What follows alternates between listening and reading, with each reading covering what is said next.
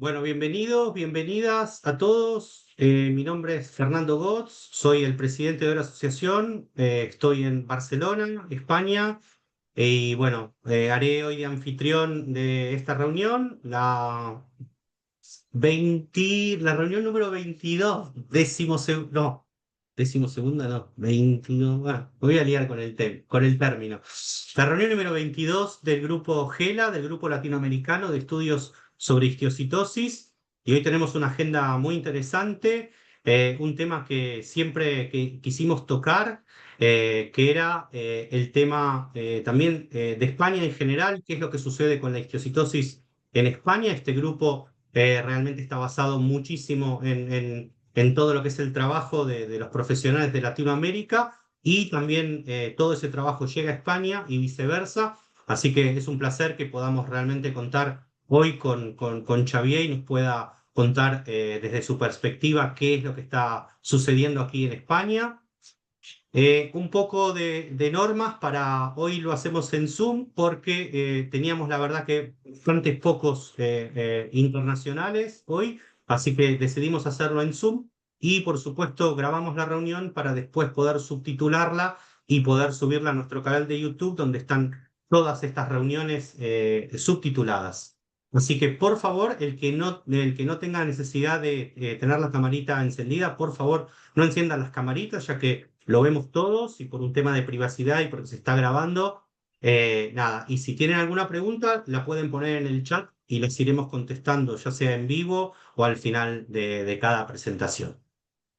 I will say this in English. We are starting this meeting and you will have it subtitled. We will record this session in order to subtitle it and publish it in our YouTube channel, in our channel of YouTube. Bueno, hoy tenemos presentes a todas estas, tenemos inscritos desde todos estos países. Como ven, el grupo GELA cada vez es más internacional y hasta tenemos gente hoy de Taiwán, de Suecia, bueno, realmente es de Polonia. Es impresionante la repercusión que está teniendo y bueno, otra vez, al tener todo este material grabado, a pesar de que no se sumen hoy en una reunión específica a alguien, después lo distribuimos y en el grupo de GELA ya tenemos a más de 500 profesionales a nivel mundial. Entonces hay 500 personas que están recibiendo constantemente toda esta información y cada una de las reuniones que mantenemos. Bueno, comentar que Hora Asociación es uno de los sponsors del Congreso de Seattle, el Congreso número 41 de la Sociedad del Histiocyto, de la Histiocyte Society, y que este año se hace en Seattle, a la que acudiremos también. Somos sponsors porque financiamos becas médicas, financiamos becas para que los médicos puedan asistir a este congreso. Eso lo hacemos a través del proceso normal que tiene la Histiocyte Society. Uno publica ahí los abstracts bueno, los comparte los abstracts, y si se aprueban y uno quiere participar en los grants, se tiene que postular y luego se hace una preselección en base a la importancia de los trabajos y también a temas económicos de cada país. Así que este año pudimos becar a 3 médicos que van a poder en persona asistir a este congreso. Nuestro trabajo como grupo, el año pasado ya habíamos presentado, hace 2 años en Atenas ya habíamos presentado póster, y este año volvemos a presentar nuestro trabajo, el trabajo colaborativo, del trabajo de GELA. Y bueno, es un trabajo que llevamos con mucho orgullo, y desde Hora Asociación este año llevamos 3 trabajos, es decir, este colaborativo del grupo latinoamericano, otro del grupo colaborativo que tenemos junto a las asociaciones internacionales, y también el trabajo que hacemos a nivel psicológico con los pacientes y con las familias.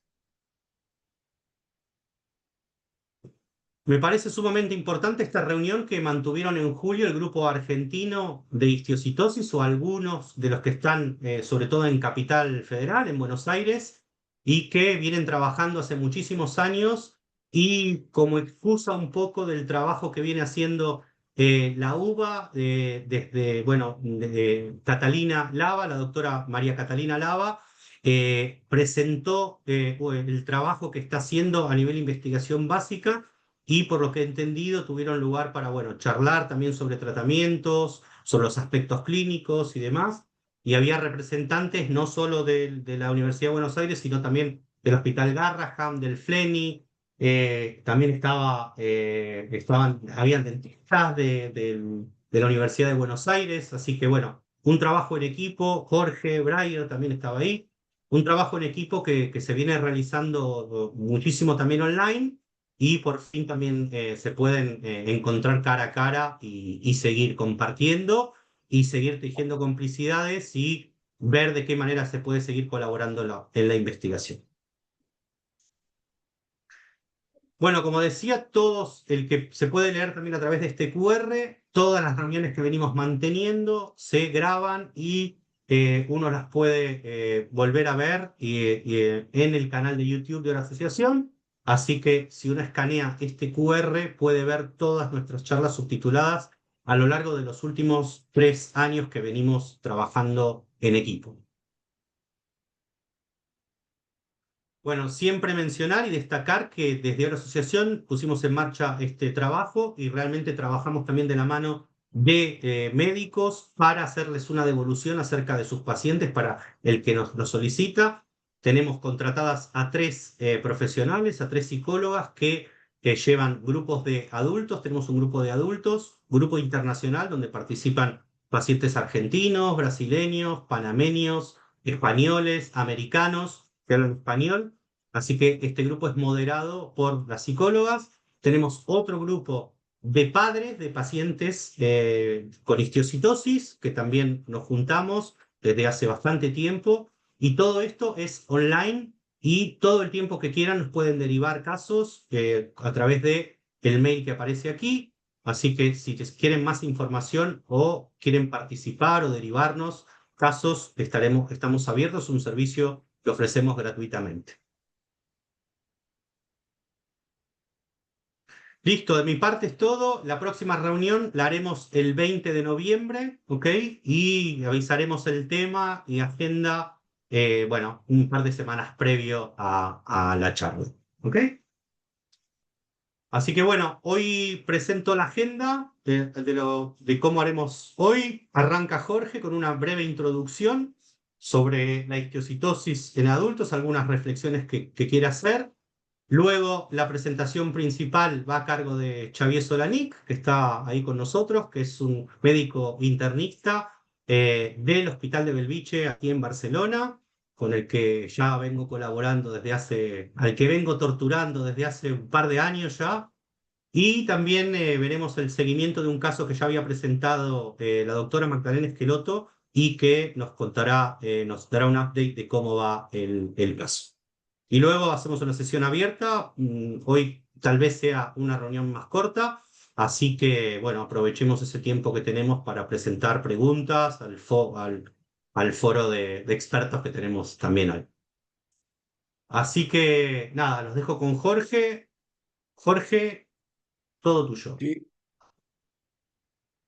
Bueno, eh, yo tengo una experiencia que comenzó no muy joven, no comencé muy joven con el tema de histiocytosis y fue hace 30 y pico de años.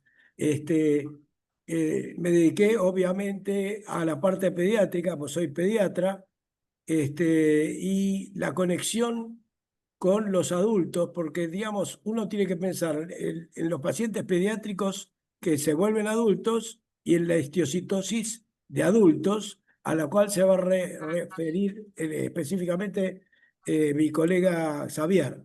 Seguimos. No veo bien. ¿Podés agrandarlo de alguna manera? Está agrandado, Jorge. No puedo ver bien. No lo puedo agrandar yo más desde mi lado.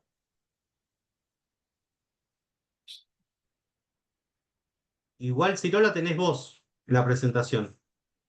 A ver, un segundito. Sí. Un ¿Tú la ves segundo, normal, Xavier? Vale, vale. Sí, sí, te ve. Ok. un segundo, por favor. Sí, sí, tranquilo, Jorge. Me la pasaste por mail el otro día, así que si querés la lees desde tu lado y yo la voy pasando nomás. Un segundo.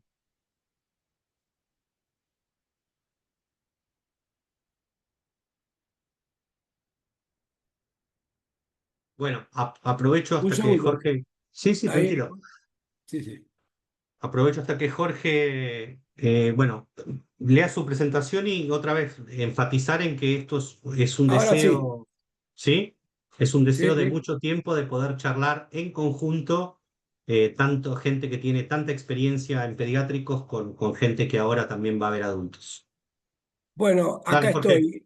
estoy. Sí, Por cada paciente pediátrico que ya es una enfermedad huérfana o una enfermedad rara o una enfermedad poco frecuente, la histiocytosis en chicos, hay un adulto. O sea que es una enfermedad muy rara, y muy poco frecuente.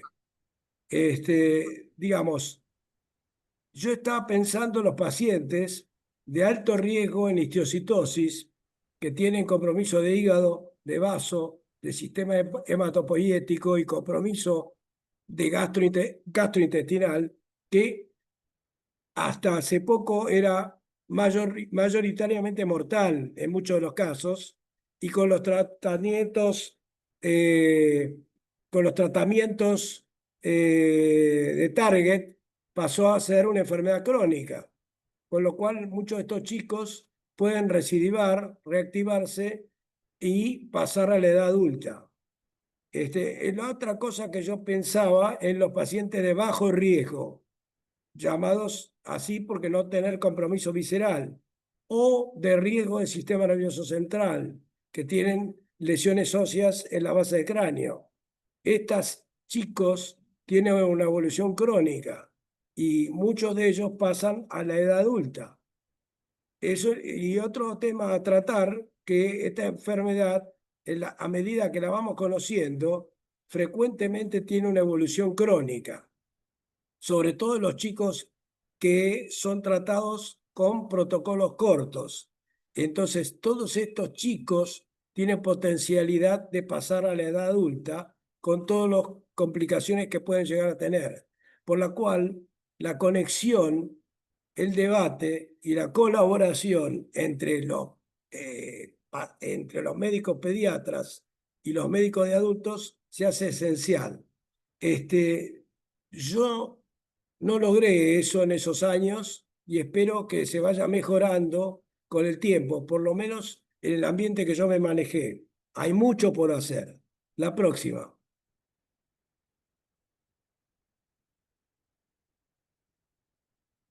Hola.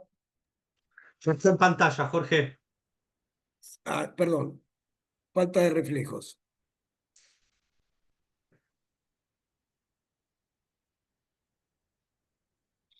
Era del Eh, la diagnóstico temprano. importancia de, la importancia nuestra para tener una evolución mejor y pasar a la edad adulta en mejores condiciones es de hacer diagnóstico temprano de la histiocytosis, de manera que haya más proceso inflamatorio y menor fibrosis. Esto pensando en los niños mayores, en los adolescentes y en los adultos.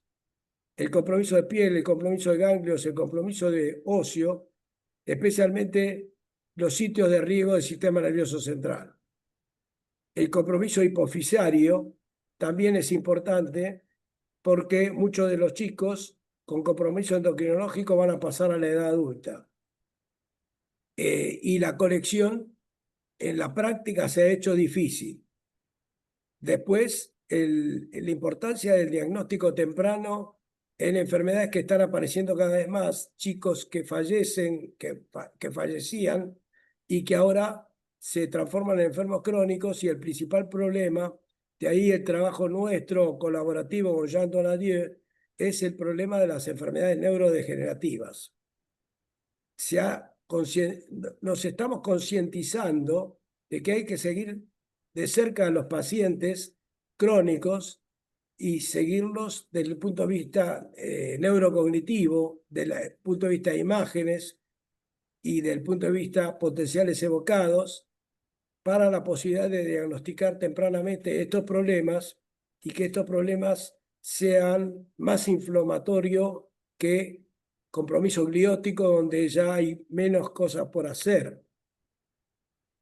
Y en esta enfermedad, que es el compromiso, complicación más grave en la evolución crónica, es donde tenemos que insistir en los diagnósticos tempranos. Otro tema muy interesante es el compromiso pulmonar. El compromiso pulmonar tiene, con las bullas, con los neumotórax, tanto mejor pronóstico cuanto menos edad tiene el paciente, como que la capacidad de regeneración pulmonar va disminuyendo con la edad y el pronóstico es totalmente diferente en los adolescentes que en los niños y en los adultos que los adolescentes, especialmente por el uso del tabaco. Da la impresión como que el compromiso pulmonar es diferente, suena como enfermedades de evolución diferente, no solo por la capacidad de regeneración pulmonar, sino por algunas características vinculadas a la edad. Y el pronóstico, entonces, vinculado con la edad. El otro tema, bueno, es el famoso tema de los pacientes con compromiso de alto riesgo que con los tratamientos target pasaron a ser de chicos que fallecían a pacientes crónicos. La próxima.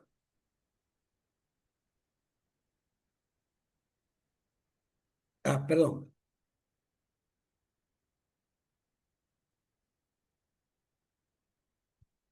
Entonces, yendo, Creo que se saltea, pasó una, Fernando. Ah, no, es a ahí. ver, La de los desafíos estamos, Jorge. sí, en desafíos. Sí. Había una anterior. A ver, vuelvo para atrás. No, no, no, es posterior, es No, posterior. no, es esta. El desafío es siempre que los adultos son enfermedades muy raras, que la conexión entre profesionales con adolescentes y adultos se hace indispensable y por lo menos hasta ahora, en la experiencia propia en nuestro país, estamos lejos de lograrlo. En adultos especialmente da la impresión como de nuestra óptica tienen un compromiso más localizados, óseo, pulmonar, endocrinológico, neurológico, y que no son evaluados tempranamente de manera integral. Eso es la impresión que yo tengo por las consultas que me hacen tanto los profesionales de adultos como los pacientes que inclusive yo he llegado a Mendoza hace un par de semanas y ya tengo la consulta de un paciente totalmente, digamos, desprovisto de soporte a pesar de que la calidad de los médicos es muy buena, pero al ser una enfermedad rara y manifestarse de manera localizada, la ven especialistas y no clínicos, que podrían estar más acercados al tema.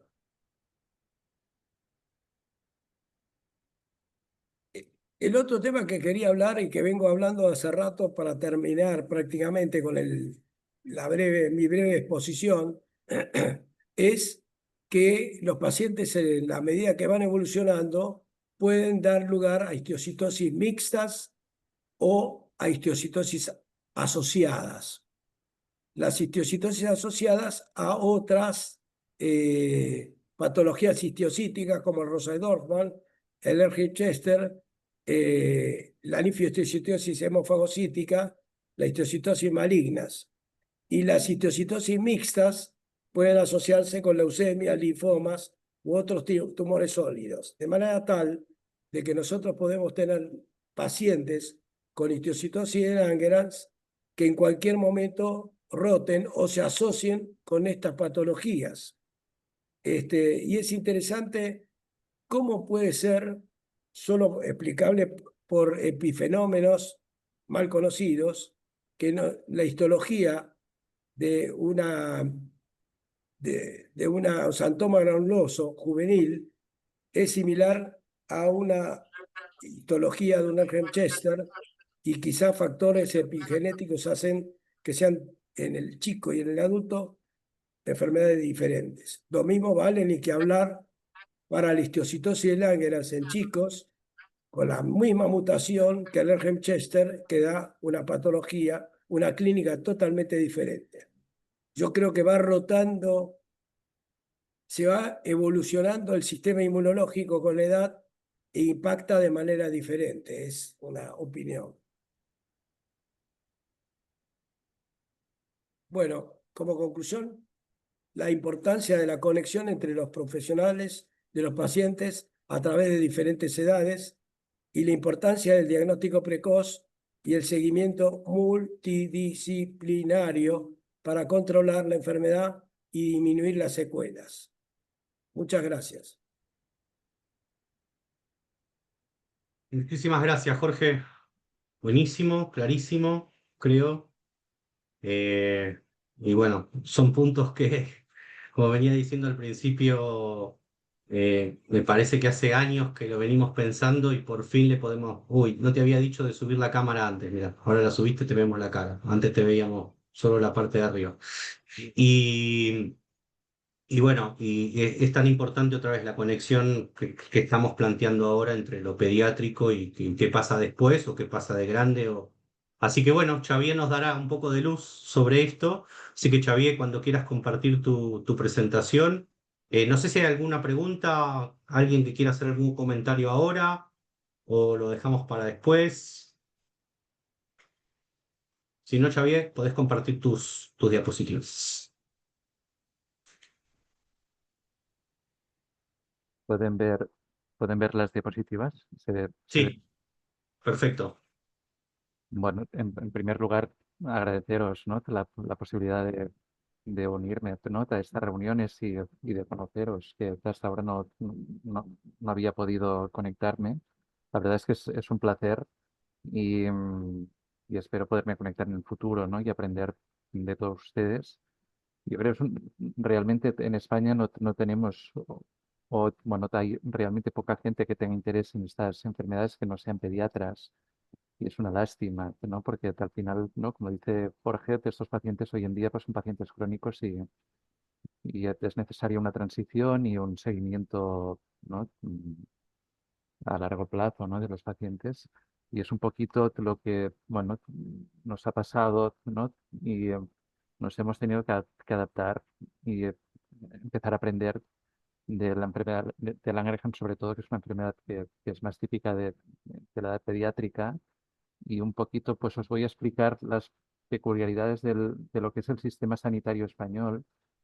Quizás es algo bastante obvio, pero bueno, les explicaré cómo, ¿no?, cómo está organizado y los pros y los contras. Y la verdad es que no voy a hablar de enfermedades, sino un poquito de la experiencia propia y de las dificultades en que nos estamos encontrando y un poquito los proyectos y cómo estamos intentando mejorar pues esta transición y la atención de estos pacientes. Entonces, el sistema sanitario en España, ¿no?, se conoce como el Sistema Nacional de Salud y como saben, principalmente, ¿no?, está financiado por fondos públicos, ¿no?, 72% a través ¿no?, de los impuestos, aunque existe también un sector privado, actualmente del 28%, que complementa, ¿no?, y ofrece servicios alternativos, pero ¿no?, que está incrementando, ¿no? Actualmente es el 28%, pero probablemente en unos años será un porcentaje mayor. Entonces, quizás una de las grandes fortalezas de nuestro sistema sanitario es que es un sistema sanitario universal y gratuito para todos los residentes en España, que incluye todo tipo de atención, desde atención primaria, urgencias, atención hospitalaria, etcétera. Tiene una cobertura amplia de servicios, ¿no?, consultas médicas, ¿no?, como hemos comentado, atención especializada, cirugías, maternidad, salud mental, vacunas, etcétera. Y la calidad hasta ahora de este servicio público es bastante correcta según indicadores, ¿no?, como esperanza de vida, que de hecho de las mayores del mundo, tasa de mortalidad infantil, cobertura vacunal, etcétera. No sé hasta cuándo será posible mantener esto, ¿no? No solo en España, sino en Europa, que quizás, ¿no?, es donde los sistemas de salud públicos aún se mantienen mm, con buenos indicadores y con buena calidad, teniendo en cuenta que la deuda pública en España es el 103% del PIB, ¿no?, del Producto Interior Bruto, y que el déficit pues es del 1,9% anual, con lo cual, no, si esto fuera, no, si esto fuera los números de su casa, ¿no?, o de la mía, pues sería algo insostenible, pero estamos hablando de estados y es algo que al menos a mí particularmente se me escapa, y estos indicadores son los mismos que tiene Europa. Europa en global, su deuda pública es alrededor del 80% y su déficit es incluso mayor que el de España, está alrededor del 3%, con lo cual el futuro de la sanidad y de la economía española pues va ligado al de Europa, y de algún modo el hecho de tener esta deuda y este déficit pues nos liga a los mercados, ¿no?, y a lo que pueda pasar a nivel internacional, pero así como otro mensaje, ¿no?, decir que lo que es el gasto público en sanidad actualmente representa el 6,5% del Producto Interior Bruto, con lo cual pienso que, ¿no?, si queremos mantener este sistema público, hay bastante margen, ¿no? Y mantenerlo es una decisión que depende de los mercados, pero también depende de los políticos, ¿no? Creo que se podría invertir incluso un poquito más. Otra particularidad del Sistema Nacional de Salud español es que la gestión está descentralizada, ¿no? Cada comunidad autónoma gestiona sus propios recursos y servicios sanitarios, y, un segundito que finalizo, y los adapta a las necesidades locales. No hay una bolsa común, ¿no? Los impuestos en España se pagan, ¿no?, a nivel centralizado, ¿no? Y luego pues cada comunidad recibe unos recursos y los distribuye según sus prioridades. Entonces, la atención sanitaria se estructura en atención primaria, ¿no? Serían los ambulatorios, ¿no?, el nivel médicos de familia. Gaby, Sí, si puedes, habla un poco más fuerte o más cerca del micrófono, que algunos se escuchan bajito. de Sí, yo acuerdo, estoy, sí, sí, gracias. de acuerdo. Gracias. Se estructura, ¿no? Hay una bolsa central que se gestiona o que se recibe desde el gobierno central, ¿no?, desde Madrid, y luego se distribuye a nivel de las diferentes comunidades autónomas, ¿no?, Cataluña, Andalucía, Galicia, etcétera. Entonces, cada comunidad gestiona estos recursos como cree oportuno, adaptado a las necesidades locales. Entonces tenemos diferentes niveles de atención, desde atención primaria, ¿no?, médicos de familia, pediatras, ¿no?, de ambulatorios, enfermeros, etcétera. Luego hay una atención especializada que ya corresponde a los hospitales, y hay servicios de urgencias tanto en hospitales como en atención primaria. Entonces, ¿quién paga los medicamentos a nivel hospitalario? ¿No? Las comunidades autónomas financian el 100% de los tratamientos farmacológicos administrados en el hospital, tanto medicamentos comunes como los medicamentos de alto coste que usamos, por ejemplo, en histiocytosis, sin copago, ¿no? Financian el 100% de estos tratamientos, y ¿no?, cada hospital público recibe una dotación presupuestaria anual de su comunidad autónoma. Esto cubre tanto los gastos a nivel de personal hospitalario, mantenimiento, tecnología, suministros, y también de los medicamentos. Esto no es algo fijo, es una estimación. De algún modo, ¿no?, cada hospital puede pedir algo más de recursos, pero esto es algo que no suele suceder, ¿no?, ya que claro, el hospital está gestionado por una serie de gerentes que de algún modo pues no quieren sobrepasar la dotación presupuestaria anual que se le ha concedido, ¿no? Por, por motivos múltiples. Entonces, es complicado que los hospitales financien tratamientos caros a pacientes que no son propiamente de su zona, o incluso que permitan, ¿no?, tratar a pacientes o atender a pacientes o ingresar pacientes que no sean de la zona. Por este motivo, porque ¿no?, cada uno tiene una bolsa de dinero asignada para los pacientes que tiene en su área de atención. Para, de algún modo, ¿no?, superar, ¿no?, esta dificultad, ¿no?, en 2009 el Ministerio de Sanidad creó la Estrategia Nacional de Enfermedades Raras. Como objetivo tenían mejorar el diagnóstico precoz de estas enfermedades raras, coordinar la atención sanitaria entre los diferentes niveles, ¿no?, primaria, especializada, garantizar la equidad en el acceso a tratamientos, ¿no?, permitir que un hospital referente pueda tratar o pueda pagar los medicamentos de pacientes que no corresponden propiamente a su zona de referencia, fomentar la investigación y apoyar a las familias, ¿no? Para ello se crearon centros, servicios, unidades de referencia, lo que llamamos CESURES, acreditados para ofrecer esta atención altamente especializada a pacientes con enfermedades raras o de alta complejidad o que requieran tecnología o experiencia muy específica. Y de algún modo, pues algo importante es que requiere una coordinación entre diferentes niveles asistenciales, atención primaria, hospitalizada, especializada. Y algo importante también es crear rutas asistenciales específicas para cada enfermedad rara. El problema que tenemos en España es que no hay un CESUR, no hay estas unidades especializadas para histiocytosis. Hay para un montón de enfermedades raras, pero no hay ninguna. Aún no se han creado los CESURES para histiocytosis.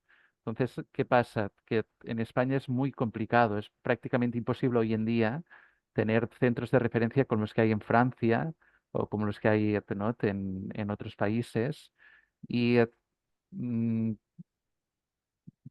espero que esto cambie en el futuro. Probablemente va a cambiar, ¿no?, porque se van incorporando nuevos CESURES, pero de momento hasta la fecha lo que tenemos son grandes referentes, sobre todo en pediatría, ¿no?, sobre todo en enfermedad de Langerhans, sobre todo en HLH, ¿no?, como la doctora Itziar Astigarraga o el doctor Vicente Santamaría en Sant Joan de Déu,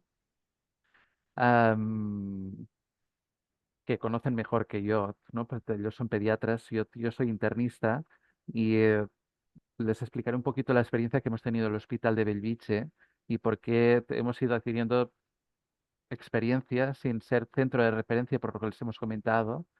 El Hospital de Bellvitge es un hospital que está ubicado en una ciudad que está pegada a Barcelona. El hospital es uno de los 5 hospitales de Cataluña acreditados como hospital de tercer nivel, ¿no?, que sería el nivel máximo, ¿no?, bueno, que se puede conseguir, ¿no?, por el Servicio Catalán de Salud, el CatSalut, y eso nos permite atender a pacientes de alta complejidad como pacientes con histiocytosis.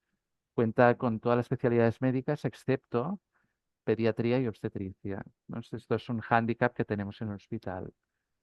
El hospital es hospital de referencia para lo que llamamos gerencia de ámbito territorial metropolitano sur. El hospital está ubicado en Cataluña, que es una comunidad que está en el nordeste de España. Y nosotros somos hospital de primer nivel para las ciudades del Hospitalet de Llobregat y el Prat de Llobregat. Estos son 350.000 habitantes. Estarían, ¿no?, en esta zona más o menos, en el centro de esta zona de color rosa. Somos hospital de segundo nivel, ¿no?, para enfermedades de mayor complejidad para 1,3 millones de habitantes. Sería para toda esta zona de aquí, ¿no?, la región Metro-Sud, ¿no?, que se ve aquí. Y luego somos hospital de alta complejidad o tercer nivel para la región, ¿no?, del sur de Cataluña, ¿no? Sería también para esta zona de aquí y esta zona de aquí. Entonces, ¿por qué el primer caso que atendimos de enfermedad o más que atendimos, que diagnosticamos de enfermedad de Ergen-Chester fue en 2004 y fue ya tarde, ¿no?, porque fue a través de la necropsia que se llegó al diagnóstico. ¿Y por qué no fue en medicina interna? Pues porque la enfermedad de Ergen-Chester, o al menos sus manifestaciones clínicas son muy variadas, son muy sistémicas, ¿no? Y al menos en España, este tipo de enfermedades, ¿no?, que afectan diferentes órganos son atendidas por enfermedades sistémicas que afectan diferentes órganos y que de algún modo pues causan inflamación, autoinmunidad, etcétera, o han sido clásicamente atendidas por los médicos internistas. Esto ha ido cambiando, ¿no? Y como veremos posteriormente y como todos saben. Entonces, desde este primer caso, y esto es algo que pasa, estoy convencido que ha pasado en todos los hospitales, pues este primer caso, o al menos los primeros casos, nos permitieron tener un mayor conocimiento de esta enfermedad y incrementar la sospecha diagnóstica y nuestra capacidad diagnóstica. Actualmente atendemos un número que no es comparable con el número que pueden atender de pacientes en París, en Nueva York o en los grandes centros de referencia a nivel mundial, pero que a nivel español es un número bastante considerable teniendo en cuenta las dificultades para ser centro de referencia y para atender pacientes que no son propiamente del área del hospital. Entonces, ¿no? El hecho de tener estos primeros casos y adquirir experiencia nos permitió diagnosticar más casos, actualmente un número importante, y que diferentes especialidades, diferentes especialistas médicos, radiólogos, medicina nuclear, anatomía patológica, ¿no? Hematólogos, oncólogos de la unidad funcional de tumor óseo, neurólogos, endocrinólogos, pensaran en esta enfermedad, ¿no? Que la sospecharan.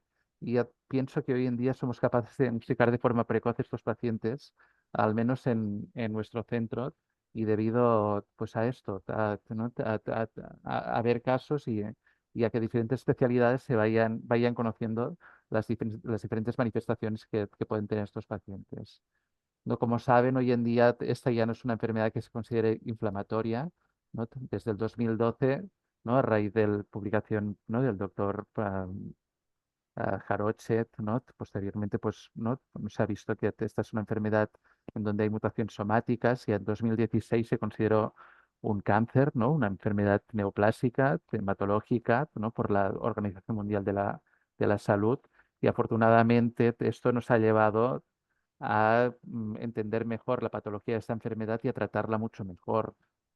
En Belviche, ¿no? A raíz del conocimiento de que las mutaciones, ¿no? Que era una enfermedad hematológica con mutaciones somáticas, nuestra aproximación para de algún modo diagnosticar mejor y tratar mejor a estos pacientes fue a través de un panel NGS, un panel, ¿no? Que diseñamos específicamente para esta enfermedad, pero también para otras, ¿no? Como los tumores, los síndromes de sobrecrecimiento vascular, ¿no? Malformaciones vasculares, o gliomas o melanomas que comparten genes, ¿no? También comparten estas mutaciones somáticas. Cada uno de nosotros incorporó una serie de genes, de copy number variations, de fusiones que podían, ¿no? Causar cada una de estas enfermedades. Al final, pues hicimos un panel de 129 genes, ¿no? 26 CNVs, 25 fusiones, que nos sirven a todos y nos permiten a todos tener resultados antes, ¿no? Si solo hiciéramos un panel para histiocytosis, lo podríamos pasar quizás cada 2 o 3 meses. En cambio, ¿no? Compartiendo el panel, pues lo podemos pasar de una forma pues, mucho más frecuente y detectar genes que, ¿no? Probablemente pues, en histiocytosis no se han descrito, pero en cambio en gliomas o en enfermedades vasculares sí que están descritos y bueno, nos permite pues esto rapidez y de algún modo pues ampliar también la cobertura y los genes que estamos estudiando. Este es el panel que diseñamos en Bilbich, es la estrategia que decidimos seguir hace unos años. Es un panel que podemos ir cambiando, ¿no? Incorporando genes, etcétera. Y como, ¿no? De algún modo, como os he explicado, ah, tenemos, ¿no? Una consulta que está mm, bueno, hasta la fecha, ¿no? Porque esto puede cambiar. De algún modo, pues los especialistas en medicina interna somos los que, al menos en enfermedad de Erkman-Chester, coordinamos, ¿no? De esta enfermedad, pero con el apoyo de otras especialidades como hematología, oncología, los endocrinos, neurólogos, súper importantes, ¿no? Ahora que empezamos a ver pacientes con Langerhans, los cardiólogos, anatomía patológica y genética es algo imprescindible para el diagnóstico de estos pacientes, los radiólogos, ¿no? Los médicos de medicina nuclear son imprescindibles para poder diagnosticar y tratar a estos pacientes y desde hace unos años estamos incorporando también psicólogos clínicos, ¿no? De trabajo social, cuidados paliativos, ¿no? Intentamos ofrecer tratamientos en hospital de día y tener contacto con hospitales más pequeños, ¿no? Para intentar, pues, salvar el problema de la farmacia hospitalaria, ¿no? Que se pueda dar tratamientos de esos hospitales más pequeños y tener contacto también con atención primaria. Perdón. Cuando empezamos a tratar estos pacientes y a tener un número, pues, no muy grande, pero bueno, importante de pacientes, teniendo en cuenta la rareza de estas enfermedades, pues quisimos aprender un poco más. Nos pusimos en contacto con algunas asociaciones como, ¿no? Como la Chester Disease Global Alliance, dado que sobre todo estábamos atendiendo este tipo de pacientes. ¿No? Enseguida creo que a través de, ¿no? de constar en esta página, ¿no? En esta asociación, Fernando se puso en contacto con nosotros y de algún modo nos puso ah, mm, promovió, ¿no? Todo lo que pudo, el contacto con pediatría, ¿no? Nos ayudó con medios económicos para poder acudir a congresos, ¿no? Nos puso en contacto con otros médicos que atendían estas enfermedades y con los pacientes ¿no? Y sociedades como la Suicide Society, pues de algún modo pues, nos pusimos en contacto para aprender, ¿no? Y para coordinarnos, ¿no? Con otros hospitales, con otras asociaciones. Esto nos ha permitido mm, compartir experiencia, ¿no? No solo dar segundas opiniones, sino pedir consejo también a expertos, ¿no? Como los franceses, como los americanos, etcétera. Y ¿no? A través de la experiencia que hemos adquirido, pues ayudar también a otros médicos españoles que tienen pues un caso, dos casos y que pues tienen muchas dudas, ¿no? Porque conocen muy poco esta enfermedad. ¿No? Gracias a FER, ¿no? Y gracias a la experiencia que hemos ido adquiriendo estos últimos años, como os he comentado, nosotros en el Hospital de Bellvitge no tenemos pediatría, pero sí que hay un hospital pediátrico muy importante en Barcelona, que es el Hospital Sant Joan de Déu, y nos pusimos en Javier, contacto. Sí, ojo con lo que digas, que está Vicente Santamaría conectado pues también, ¿eh? Ten justamente, cuidado con hablar mal o hablar bien de él, ¿eh? Está justamente conectado. quería hablar ahora de, ¿no? Nos pusimos, gracias a Fer, que nos puso en contacto con Vicente, ¿no? Pues llegamos de algún modo a la conclusión de que podía ser beneficioso pues que hubiera una transición de estos pacientes al Hospital de Bellvitge y es un poquito con lo que estamos empezando, ¿no? A hacer durante estos últimos año, año y medio, de una forma quizás menos estructurada hasta ahora, ¿no? Vicente nos explicaba el caso, ¿no? Nos llegaba, ¿no? Vicente pues a través de un informe o a través de una llamada nos explicaba el caso, lo atendíamos y ahora en 2025 se puso en marcha un programa de transición algo más estructurado entre sobre todo el Instituto Catalán de Oncología, el Hospital Sant Joan de Déu y Atención Primaria, ¿no? Crearon una unidad funcional conjunta dirigida a adolescentes y jóvenes adultos que han superado un cáncer, ¿no? Como objetivo principal tiene facilitar la transición de edad pediátrica a adultos, garantizar un seguimiento a largo plazo en aspectos no solo médicos, también oncológicos, sociales, emocionales, prevenir y controlar efectos secundarios tardíos y educar y empoderar a los pacientes ¿no? en esta nueva etapa de la vida. Es algo que el Hospital Sant Joan de Déu lleva trabajando desde hace bastantes años, ¿no? A través ¿no? del programa ADEU, ¿no? Que sería, ¿no? Vendría a ser el programa Adiós, ¿no?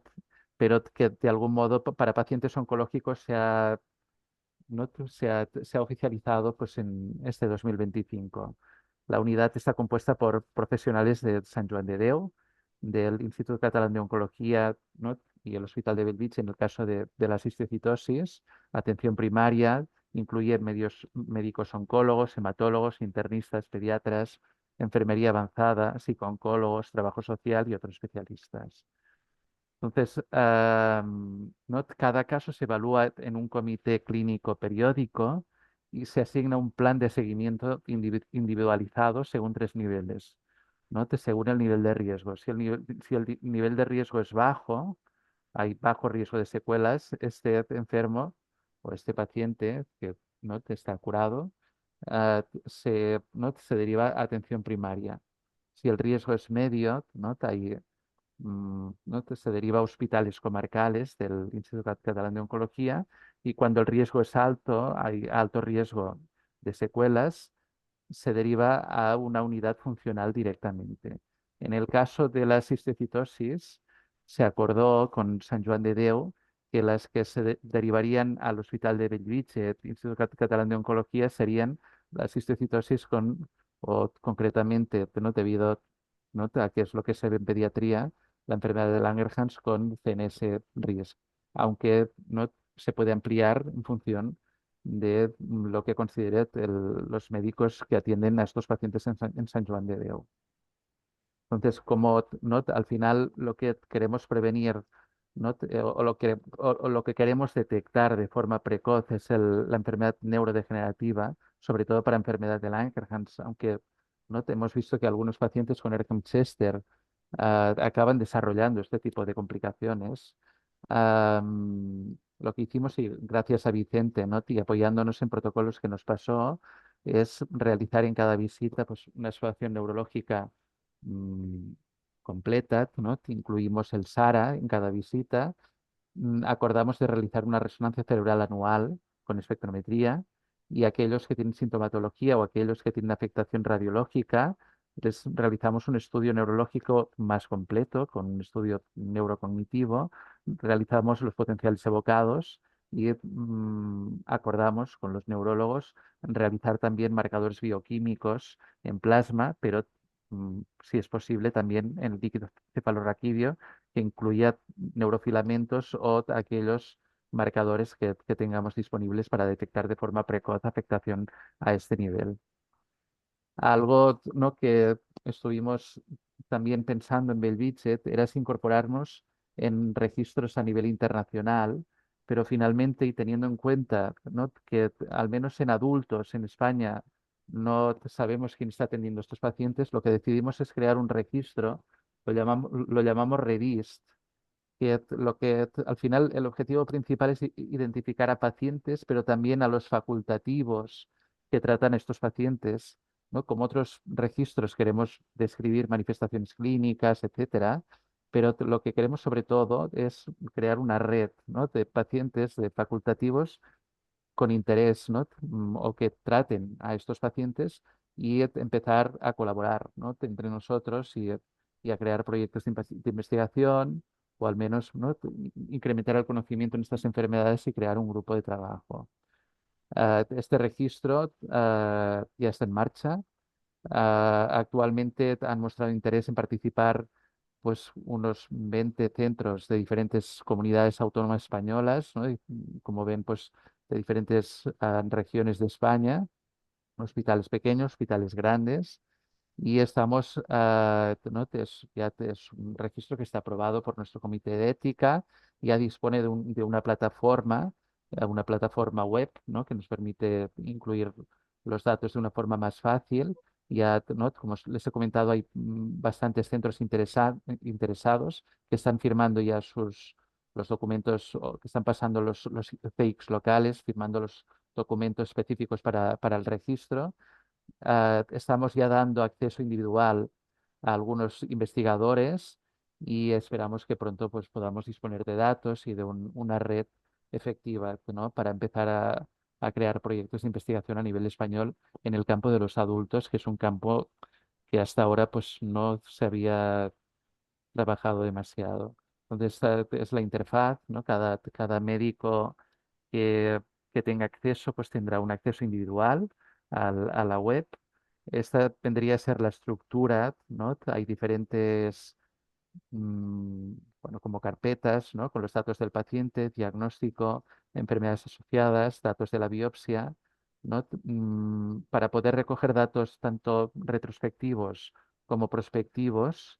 Y esto no es algo que nos ayudó también Vicente. Lo que hacemos es basarnos en el tratamiento. Entonces, cada evento depende del tratamiento, ¿no? De modo que podemos recoger tanto tratamientos antiguos como los tratamientos ¿no? que van recibiendo los pacientes de forma prospectiva. Y finalmente recogimos la situación actual. Esta sería, ¿no? un ejemplo de cómo es esta web. Y ya para acabar, ¿no? Creo que Barcelona es una ciudad que tiene bastante tirón, ¿no? A nivel no solo nacional, sino internacional. Esta conferencia, la conferencia del Manchester Disease Global Alliance, tenía que ser en Israel en 2025 por datos, bueno, por motivos que todos pueden, ¿no? intuir, pues no pudo ser y se nos propuso a nosotros ser la sede. Nosotros pues accedimos encantados, a pesar de que, ¿no? como ven, pues nuestra experiencia no es muy amplia, pero la verdad es que fue bastante bien y estamos muy orgullosos porque esto nos permitió conocer a los referentes, ¿no? a nivel internacional y empezar a crear, ¿no? también ¿no? este networking y empezar a colaborar también con ellos, ¿no? a nivel de investigación y aprender, ¿no? unos de otros. Y nada más, esto es lo que lo que les quería comentar. Dejo de compartir pantalla.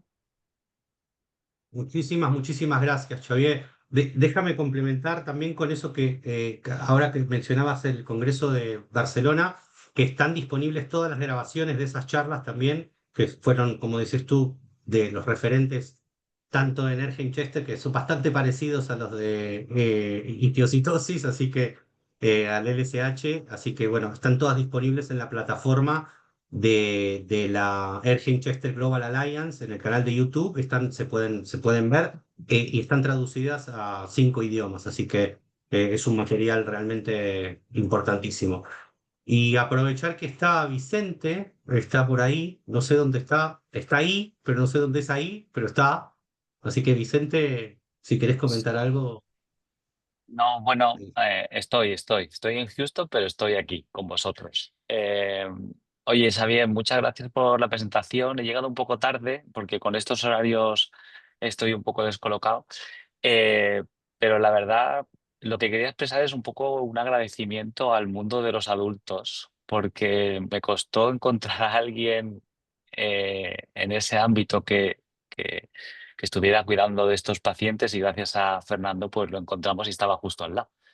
Y fue un placer poder conocerlo en persona y el empezar pues a colaborar un poco y que a mis pacientes un poco más adultos pues fueran llevados en un sitio que también les correspondía, que era ya el mundo de los adultos y que no estuvieran perdidos por allí en el magma de la atención primaria o sepa Dios dónde, ¿no? Entonces, lo primero, agradecerle esa predisposición siempre a intentar trabajar y colaborar juntos.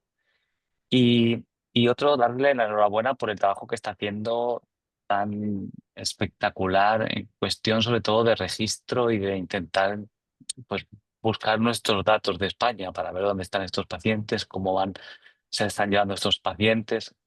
Entonces creo que es el trabajo más importante que está realizando en este aspecto.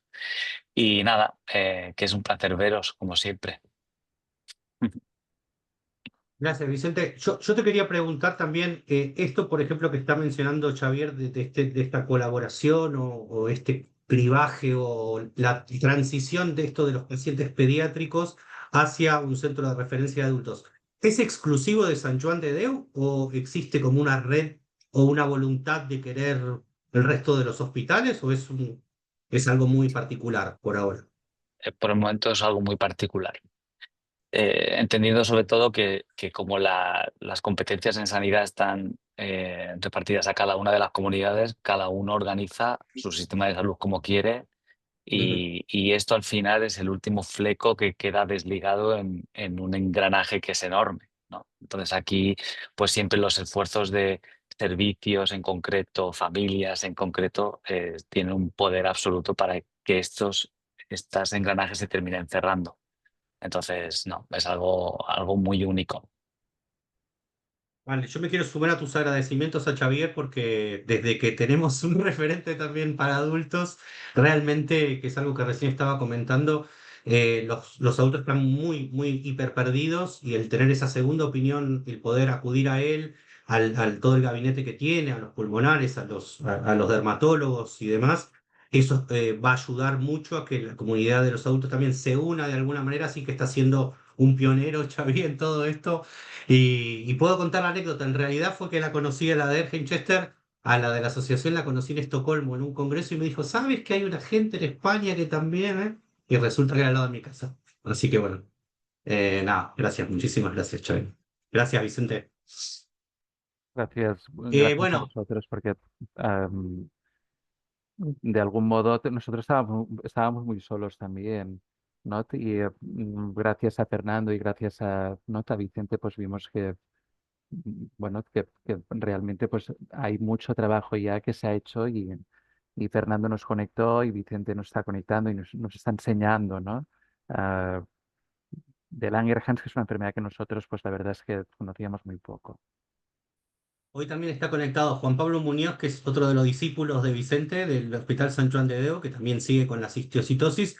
Y también hay de Valladolid y de Zaragoza, cosa que también nos hace mucha ilusión de que realmente se vaya creando toda esta red española, como decía Vicente, de que tengamos los datos a nivel España también de qué pasa en España. Así que bueno, muchísimas gracias a los dos. Em, bueno, al final de la charla, si tienen alguna pregunta para Xavier o algún comentario que quieran hacer, ahora pasaría a la doctora Esqueloto. Magdalena, si querés compartir tu presentación. Hola, sí, ahí La voy. doctora Esqueloto prepara su ponencia, digamos. Puedo hacer un comentario. Por un lado, llama la atención que dentro de todo el equipo multidisciplinario que mostraron recién no hubiera odontólogo, porque el odontólogo también ve histiocytosis. Y por otro lado, a veces es el primero que la ve porque a veces aparece solamente en la boca o en la zona aledaña a la boca en los maxilares. El maxilar superior se considera de riesgo para el sistema nervioso central por la cercanía que tiene con los senos, las órbitas y la base de cráneo. Y por otro lado, referido a adultos, nosotros estamos atendiendo, siendo odontopediatra, estamos atendiendo adultos porque no hay odontólogo que atienda a los adultos, los estamos atendiendo nosotros y casi todos los que han venido presentan enfermedad periodontal avanzada, aun cuando son muy jóvenes, de 20 y pico, 30 años y ya tienen lo que un odontólogo general diría enfermedad periodontal avanzada, pero que según lo que vemos nosotros es histiocitosis en las apófisis alveolares que sostienen los dientes. Por eso pierden también los dientes los adultos. Entonces, es muy importante que en cualquier equipo médico que atienda esta enfermedad se incluya a un odontólogo o dos o los que sean, pero que puedan ver también la histiocytosis bucal. No sé si me expresé bien para, para los españoles que incluyan dentro de su equipo a un odontólogo. Nada más. Te entendió perfectamente. Y para presentarte, la que habló ahora es la doctora Virginia Preliasco, que está en la Universidad de Buenos Aires y que atienden a pacientes, como decía, pediátricos. Y creo que también, para seguir tu línea, Virginia, la doctora Paván también Pagán, forma parte de sí. la publicación. Somos De la última cuatro. publicación, vale, pero también Sí, va a formar parte del último trabajo que va a presentar ahora Catalina Lava, sí, María Catalina Lava, en Seattle, forma parte de ese trabajo, es de decir, este que trabajo. sí que forman parte de todo lo que es también los trabajos de investigación en Sí. indometacina, o sea que son una parte muy activa los dentistas dentro Bueno, del grupo de eso istio. gracias a Breyer y a Rosso, que fueron los que nos convocaron en su momento, ahora Felicia, que nos envía los pacientes, pero a veces también enviamos nosotros porque encontramos en la boca y no está diagnosticado sistémicamente, digamos. Entonces, todo esto hace que no deje de estar un odontólogo dentro del equipo, así como están de otras especialidades. Yo defiendo la mía, digamos. Bueno, gracias. Escúchame, Fernando. Fernando, Sí, sí, te oigo. eh, quería hacer un comentario porque la parte inicial me gustó toda la presentación de Xavier y la parte inicial habló de la parte, un poco la parte económica, que es algo que nos tiene que preocupar a todos y analizar bien el costo-beneficio que implica el tratamiento target, aparentemente el tratamiento genético, molecular, que aparentemente es más caro, pero analizando, hacer un análisis económico porque la morbilidad del paciente, el costo de las drogas quimioterápicas, eh, yo tengo mis dudas y yo creo que la parte de tratamiento target en muchos casos tiene una incidencia económica favorable.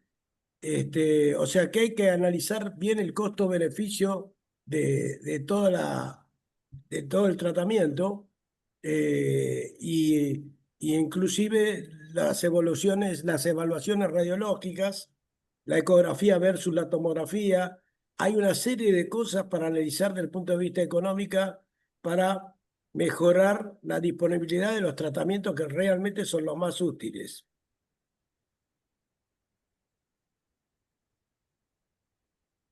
Gracias, Jorge. Sí. Clarísimo. Y es algo que, bueno, que lo venís diciendo hace tiempo y que yo solo lo vi eso, lo del coste-beneficio también lo vi en el último congreso ese que estuve ahí en Francia relacionado con el CAR-T, con las terapias CAR-T, que son carísimas y que también hacían por lo menos un análisis del costo no solo del tratamiento, sino de todo lo que suponía para la familia, el dejar de hacer lo que estaba haciendo, más los viáticos, más, bueno, todo lo relacionado y realmente son necesarios esos estudios, sí. Magdalena, todo tuyo. Si cuando quieras, arrancamos. Sí, buenas tardes, ¿cómo están? Bueno, la idea era contarles un poco cómo este paciente que ya lo discutimos hace un tiempo, pero bueno, contarles cómo sigue. Y bueno, para recordar, este niño empezó a los 4 meses, primero con lo que parecía una dermatitis del pañal, que era recidivante, presentaba también dermatitis seborreica en cuero cabelludo, perdón, y episodios de otitis externa, con una otitis descamativa que requería limpiezas de conducto auditivo. En ese momento se planteó una probable histiocitosis, fue la dermatóloga la que hizo la sospecha, lo derivó, se biopsió y se confirmó una histocitosis de células de Langerhans con una inmunistoquímica para la mutación del BRAF negativa. En ese momento la ecografía abdominal, la radiografía de huesos y de calota fueron normales, el hemograma y el funcional hepático era normal, la albúmina normal, el centellograma óseo era normal y tenía una resonancia de cráneo por este compromiso óptico que no nos quedaba claro si era un sitio de riesgo. Nos parecía que sí, bueno, que no mostraba alteraciones y tampoco tenía elementos de diabetes insípida. Entonces, estas eran las lesiones, se consideró un riesgo estándar, con sitios de riesgo, bueno, empezó tratamiento tópico. Después, a los 7 meses, ante la persistencia de las lesiones que mejoraban con el corticoide tópico, se probó con indometacina, pero no hubo una mejoría completa. Y lo que empezó a tener el niño fue bilirrubinas y albúminas normales, pero empezó a tener un aumento de las transaminasas, de la gamma GT y de la fosfatasa alcalina. En ese momento no tenía hepatosplenomegalia clínica, pero en la ecografía empezó a mostrar una hepatomegalia y elementos de colangitis esclerosante, que se confirmó con una angiocolangioresonancia. Y en enero del 24 empezó con el protocolo de vinblastina prednisona durante 6 semanas, con lo cual las lesiones en piel mejoraron un poco, pero la colangitis no. Estas son las imágenes de la colangitis, o sea, de la angioresonancia, que mostraban, bueno, como ven, el hígado aumentado de tamaño, a expensas más bien del lóbulo izquierdo, que tenía una señal heterogénea con el contraste. La vena porta y la rama izquierda estaban permeables, la derecha... Necesito tu firma, sí o sí. Perdón que estoy... pero... Estás del directo. Sí, estoy en la guardia, entonces justo... Se va a las 6 el paciente, pero quieren ahora que les... Perdón. Y como es, bueno, y tenía la rama derecha, perdón, que decía, de muy difícil visualización, que impresionaba permeable, pero filiforme. Y, bueno, y acá, y la dilatación de los conductos biliares, perdón, la dilatación de los conductos biliares intrahepáticos a nivel del lóbulo izquierdo y de menor entidad al nivel del lóbulo derecho, con realce de las paredes, todo a predominio izquierdo, ¿está? En este momento, viste, el vaso tenía 100 milímetros de longitud, no tenía una gran esplenomegalia. Estas son las imágenes, un poco de esa colangitis esclerosante. En ese momento, la verdad que quedamos muy preocupados que la clasificación de alto riesgo no incluye ninguno de estos criterios que tuvo el paciente. El paciente todavía no tenía una hepatomegalia a 3 centímetros del borde hepático, ni hipoproteinemia, ni aumento de la bilirrubina, pero tenía un claro compromiso hepático que no estaba contemplado en los criterios del LSH4, que lo conversamos incluso que para cuando se hicieran estas guías que estamos armando en Latinoamérica, ¿no? Considerar esto, ¿no? El aumento de la gamma GT, de la fosfatasa, elementos de colestasis y no solo la disfunción hepática, digo, del parénquima hepático. Ahí se hizo la biopsia y bueno, los hallazgos fueron concordantes con colangitis esclerosante. El CD1A fue negativo y el BRAF por inmunistoquímica también fue negativo ahí en el hígado. Ahí lo consultamos, lo discutimos en el grupo. Bueno, se suspendió la quimio y empezó el tratamiento dirigido con trametinib en mayo del 2024 y ácido urso desoxicólico. Y empezó a ser controlado por el grupo de trasplante hepático. Bueno, con el tratamiento de trametinib, el niño tuvo algunos efectos adversos, bueno, compromiso de piel, saben, eso que hacen como impétigos bullosos, la paroniquia, el pelo mucho más claro, unas pestañas muy, muy largas, un escaso incremento en peso y talla que se está evaluando desde el punto de vista nutricional, acomodando, ¿no?, todo lo nutricional y evaluando lo endocrinológico, y tenemos la duda si puede ser el inhibidor MEK que le esté dando esto.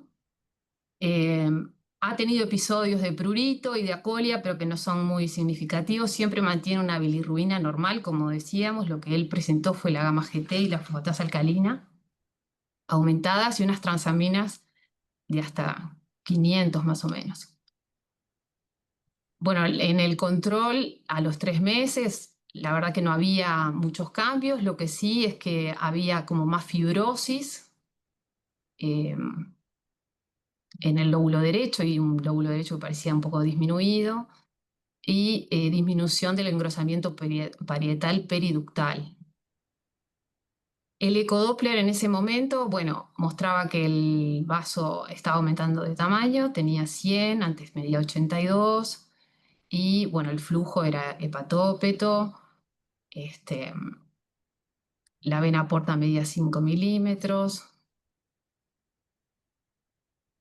o sea, estaba con esplenomegalia, pero sin otros grandes elementos, y una resonancia de cráneo nueva que fue normal. En agosto de este año, hace poco, el niño consultó porque empezó con diarrea, fiebre y tuvo un episodio de ictericia, quedó con ictérico. La bilirrubina aumentó a 6, la directa a 5, y tenía elementos de coluria, aumento de enzimas hepáticas. Que en ese momento, bueno, se tomó como una reagudización de su hepatopatía crónica, no sabíamos si vinculado al cuadro diarreico, alguna colangitis obstructiva. Bueno, el Doppler portal mostró como aumento de la esplenomegalia, elementos de hipertensión portal incipientes. También le hicimos, para valorar esto de la hipertensión portal, la endoscopía digestiva, que muestra unas varices esofágicas grado 1.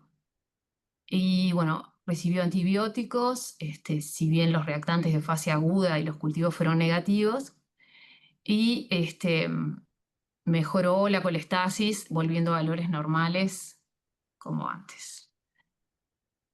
Bueno, en este momento ahora los pacientes impulsados por un familiar que, bueno, que conocía en Cincinnati, bueno, pidieron una consulta en Cincinnati con los doctores Kumar y Tiao,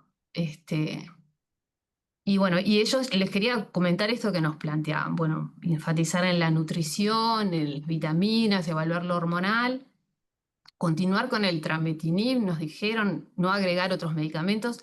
Estábamos preocupados porque si bien en la biopsia el CD1A fue negativo y está todo este concepto, ¿no?, de que a veces, bueno, no hay enfermedad histiocítica, pero sí persiste la fibrosis, como había una impresión de una progresión, no entendíamos, y lo que nos decían allá es que los histiocitos a nivel hepático pueden no tener CD1A. La verdad que fue algo que me llamó la atención, porque el niño persiste con algunas lesiones en piel, mucho menos que antes, entonces, digo, pareciera que hubiera enfermedad activa, entonces si agregar otro medicamento o no. Nos plantearon que por el momento no. De estudiar otras mutaciones BRAF más allá de la B600C, de controlar con alfa-fetoproteína estos pacientes porque pudieran desarrollar un hepatocarcinoma, la verdad algo que tampoco lo teníamos presente. Y hablando sobre la indicación de trasplante, que era nuestra mayor pregunta, ellos manifestaban que les parecía que no, que ahora no, y que les parecía que ellos, los pacientes que habían visto que requerían trasplante, eran pacientes que habían tenido una evolución mucho más precoz a la hipertensión portal, con hiperesplenismo, trombocitopenia, bueno, mayor compromiso funcional del hígado. La verdad que igual me gustaría saber la opinión de ustedes, que sé que tienen bastante experiencia con esto. Y bueno, y nos sugirieron también despaciar un poco los estudios imagenológicos y... Bueno, entonces la idea es, bueno, conversar con ustedes también esto, qué opinan de esto, de si requeriría agregar algún otro tratamiento, cuándo les parece que sería... El paciente ya se puso en conexión con trasplante, con el equipo de trasplante, pero bueno, todavía hay como una idea de que no es aún necesario.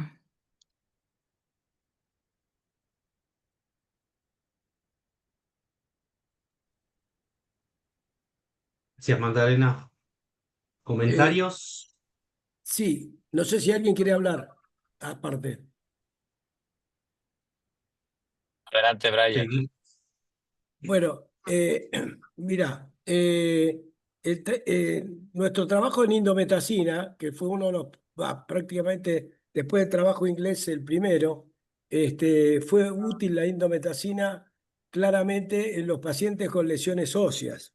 Nosotros fuimos muy conservadores y tratamos de 1 a 3 lesiones óseas. Después, otros trabajos trataron otros pacientes, pero la experiencia nuestra fuera del hueso no fue nada brillante. Eso por un lado. Por otro lado, hay que evaluar acá algo que es muy difícil de evaluar, es qué porcentaje de inflamación tiene el paciente y qué porcentaje de fibrosis tiene el paciente. Digamos, para la inflamación, inclusive para la lesión de piel y la inflamación del hígado, seguro que va a ser útil algún tipo de tratamiento target, pero no para la fibrosis. Mientras el chico tenga lesiones fibróticas importantes, yo personalmente, y hay signos de progresión, no me cabe duda que hay que buscar un donante familiar o cadavérico y charlarlo con trasplante y evaluar con la gente, hacer una consulta con trasplantes, inclusive internacional, inclusive con Jean Donatier de Francia, pero si vos me preguntas a mí, yo te diría, es un caso por lo menos para seguir de cerca y en cuanto hay una mínima progresión, es un paciente más para trasplante que para el oncólogo, inclusive.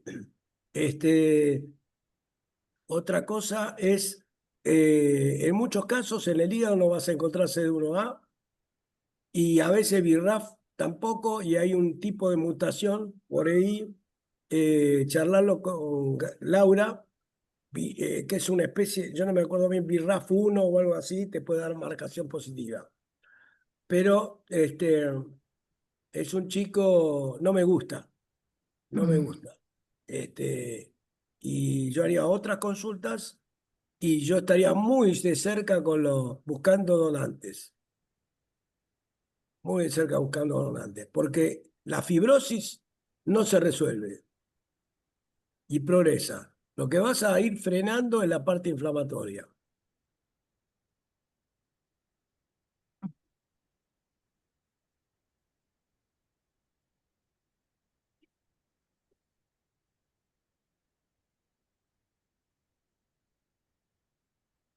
Sí, tal Vicente, cual, ¿querías Jorge, comentar estamos. algo? Perdón, Magdalena. Sí. ¿Qué me decías, Magdalena? ¿O qué decías? No, tal cual que nosotros también nos preocupa mucho, aparte porque ahora está con esta esplenomegalia que ha aumentado, ya varices, viste, como que No, este, tiene indicación, no hay vuelta que darle. Charlalo más. A ver, mm, los hepatólogos, los trasplantólogos, en este caso saben más que nosotros. Y el pronóstico de vida no está marcado por la histiocytosis, está marcado por su compromiso hepático. Ellos tienen que decidir. Y para mí tiene indicación. Ellos tienen una serie de score que yo no los entiendo, son muy conservadores, pero por lo menos en la Argentina tenemos grandes debates con los hepatólogos y con los trasplantólogos, más con los hepatólogos que con los trasplantólogos. Pero es mi opinión. Para mí es más importante un trasplantólogo ahora.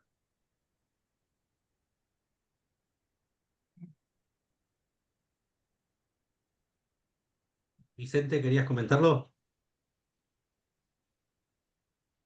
Bueno, puedo intentar dar mi humilde opinión con experiencia de cero, porque la verdad es que es un cuadro extremadamente raro, y los que más experiencia tenéis sois vosotros. Las grandes series son vuestras, Argentina. Yo creo que hay mucho desconocimiento de la fisiopatología de esta entidad hepática. Como bien dice Jorge, pues creo que cuando ha habido la inflamación producida por el histiocito y luego se produce una fibrosis, esa fibrosis ya es irreversible.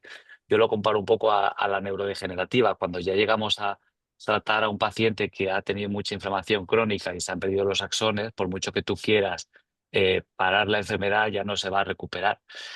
Eh, a mí lo que me produce un poco de duda es por qué sigue empeorando tantos estando con tratamiento, ¿no? Y es que yo creo que a lo mejor ese mecanismo de inflamación, fibrosis está activo y no conseguimos pararlo a pesar de que tratemos la histiocytosis. Entonces, estoy bastante de acuerdo con Jorge en que en este caso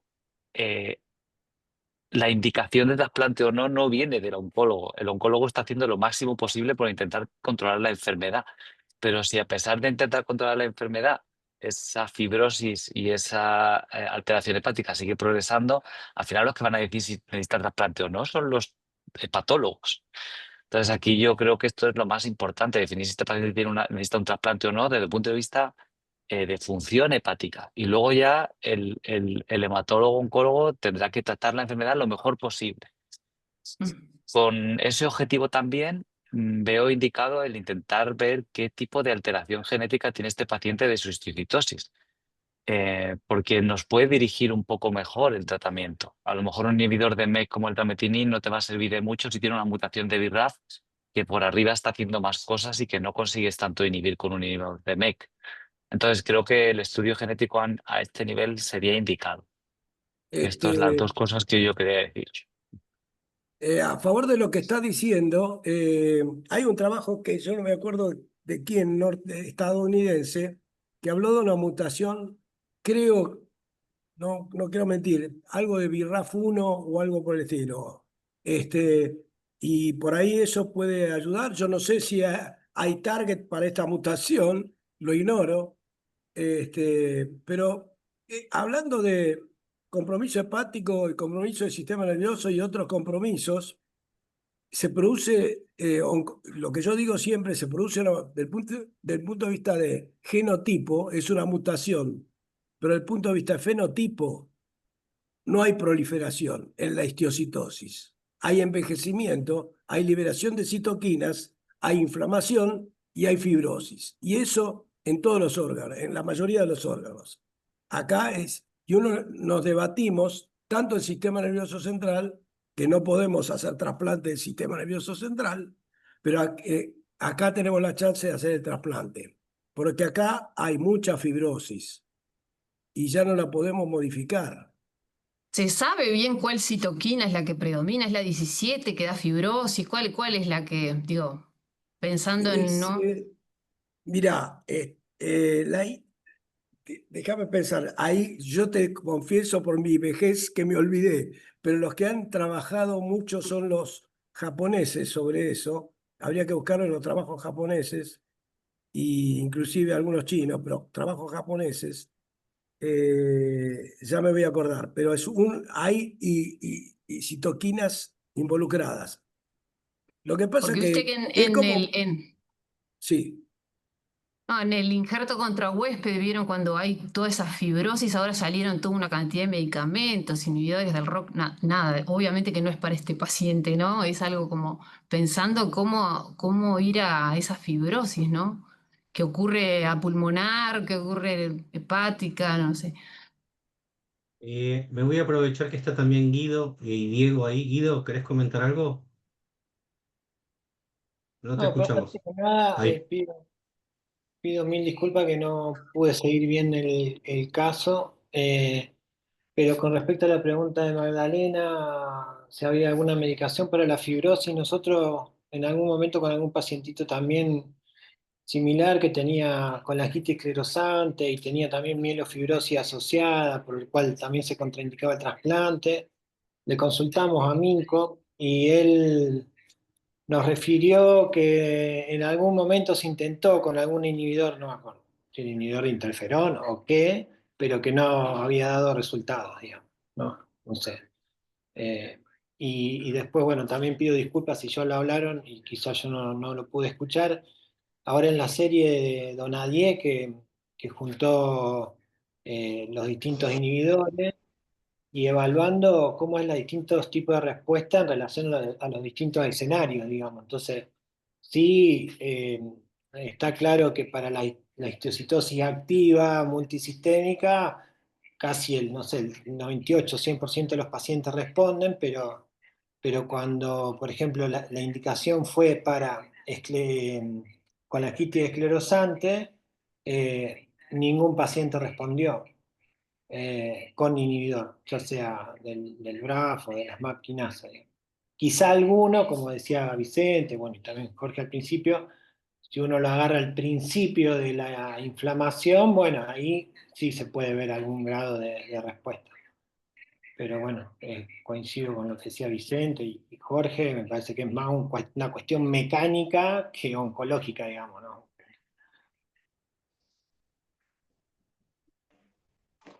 Hola, buenas.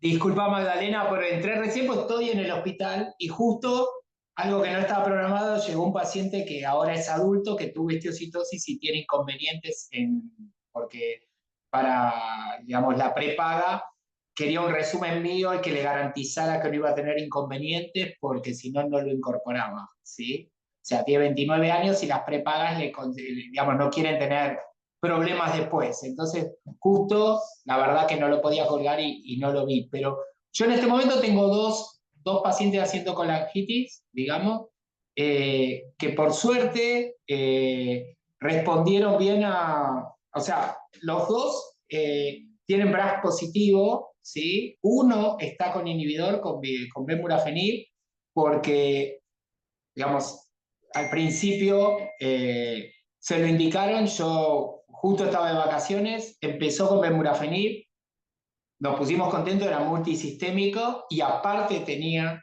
la gamma GT empezó a subir y le agregué quimioterapia, citarabina y 2-clorodeoxi porque se había ido a 1900 de gamma GT y la verdad que sumado al bemurafenib que lo tiene de base, que mejora todo el resto de la situación, y no mejoraba la gamma GT, ahora ya lo tengo con 500 de gamma GT con el cuarto ciclo de 2-clorodeoxi y aracé.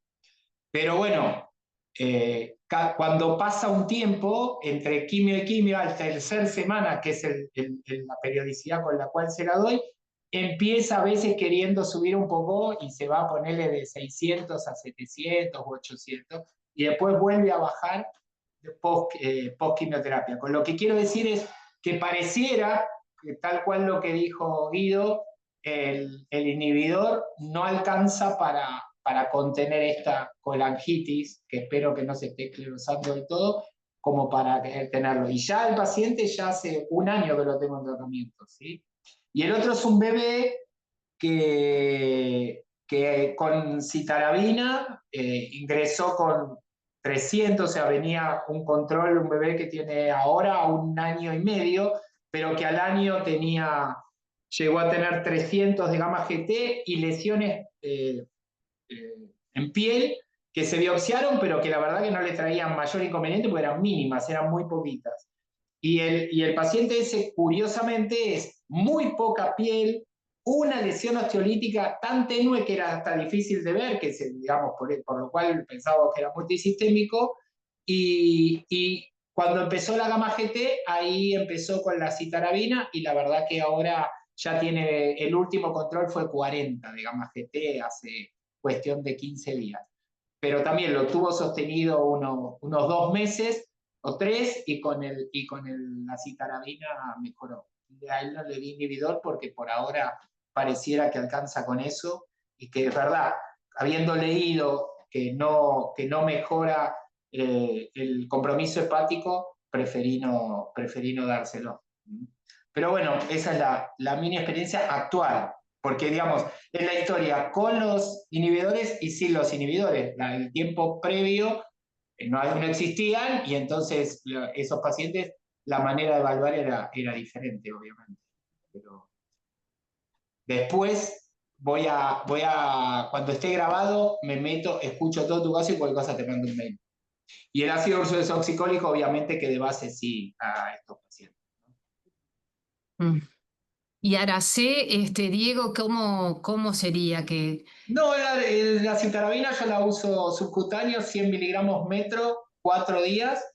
Y en el caso, ya te digo, uno solo hace ese, el bebé que tenía los niveles más bajos de gamma GT. Y el que tiene más alto, como no alcanzaba o me daba la sensación que disminuía, pero a las 2 semanas volvía a subir, le agregué el cladribine y es la asociación del Yo protocolo. ahí, Sí, no, sí. no, ahí pido perdón, digamos, en el sentido de que no sé si le agregaría quimio a este chico estando No, tan... yo este no lo leí. Yo, pará, por eso yo este no lo No, leí. no. Igual si Al Caraví, paciente Magdalena, digo, no digo que eso sí se puede combinar la quimioterapia en otro escenario, pero como está este chico, me parece que al día de hoy, en la evidencia, no sé cuánto le va a sumar eh, darle quimioterapia además del inhibidor, digamos.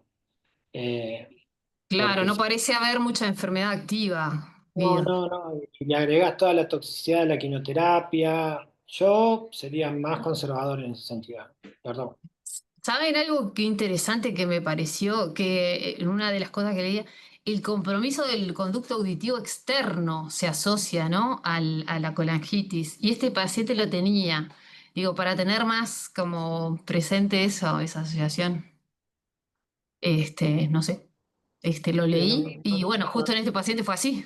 Hizo hacía el compromiso del oído, y me acuerdo de otro paciente que hizo colangitis esclerosante también, que tenía como Sí, muchas afectaciones del oído. también sí. Bueno, hay que ver lo que decía Diego también. Y bueno, hablaban de una asociación clínico-genómica. Generalmente, viste que el BRAF se asocia más a compromiso del sitio de riesgo del sistema nervioso central, colangitis esclerosante. No sé si colangitis esclerosante, pero bueno, enfermedad multisistémica. Eh, Quizá, y también hay que ver, porque si la biopsia hepática, o no sé si el BRAF es negativo, no sé con qué método se hizo, si RT-PCR o PCR digital, o bueno, un estudio de secuenciación, que por ahí también son más sensibles. Entonces, por ahí, Fue, en la piel fue por inmunistoquímica y acá fue por PCR. No sé si PCR claro, digital. porque la inmunohistoquímica tiene una sensibilidad más baja Mm. para la detección.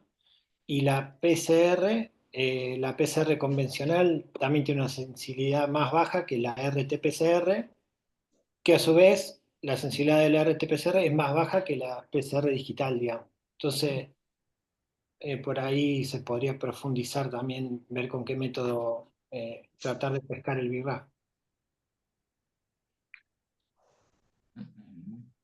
Bárbaro. Bueno, muchas gracias. Ya les actualizaré la situación en un tiempo, Bien. a ver cómo seguimos. Yo Sí, les voy a Jorge. hacer una Jorge, pregunta Jorge, de... ah, perdón, Virginia. No, no, no. Sí, dale. Después comenta, Quería Jorge. hacer una pregunta. Un chico con tanto compromiso sistémico, un trasplante de hígado como estaban proponiendo, ¿no puede producir en el nuevo órgano que le trasplanten el mismo problema porque está sistémicamente comprometido el chico? ¿O con un trasplante de hígado se resuelve? No, no lo veo, yo por lo menos, no lo veo como solución. ¿te fijas?